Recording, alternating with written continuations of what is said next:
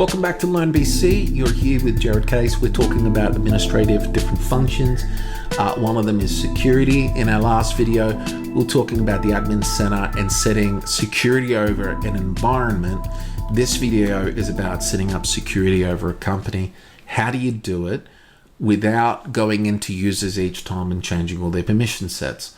Well, in preparation for this, I've created a security group in Microsoft 365 administration, or you could create a security group in Entra, which is in Azure, allows you to control your users and the security permissions you assign to each user. So we've got ourselves a security group here. I've got myself a clean Business Central. There's nothing in it.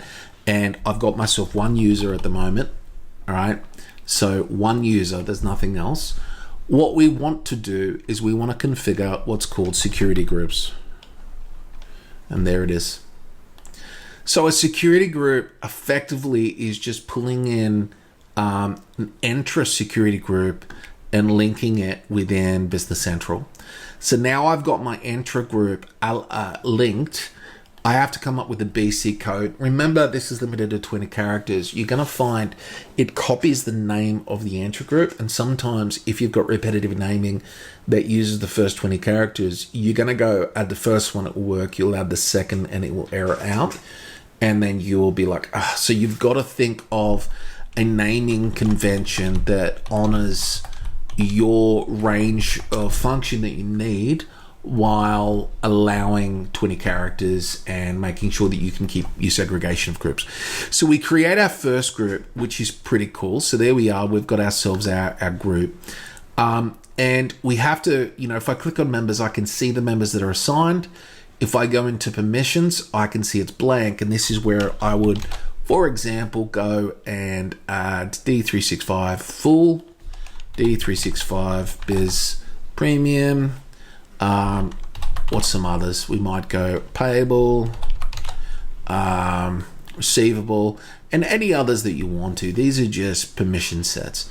They're permission sets that allow us to use Business Central out of the box. The reality is they're not required. Like you don't have to give every function, and you don't have to use their permission set. You can go build your own, and that's not the purpose of this. Let's just go Excel. That's not the purpose of this.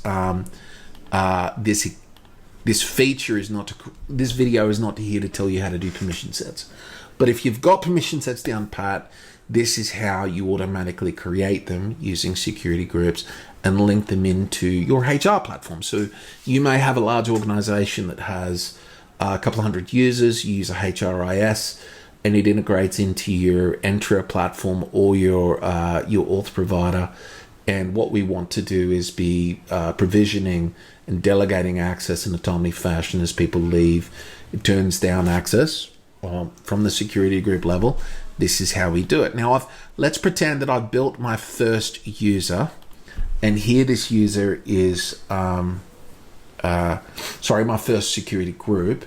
And a lot of my permission sets are common with exception to one or two. So I'll end up with 15 or 20 of these on a user card.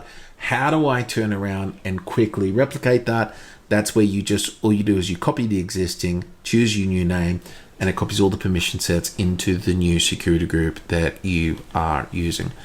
And so now that we've done this, a common practice for us is we'll go into users, and within the users, we'll actually go in and delete all the permission sets against them unless they're an administrator. We keep super.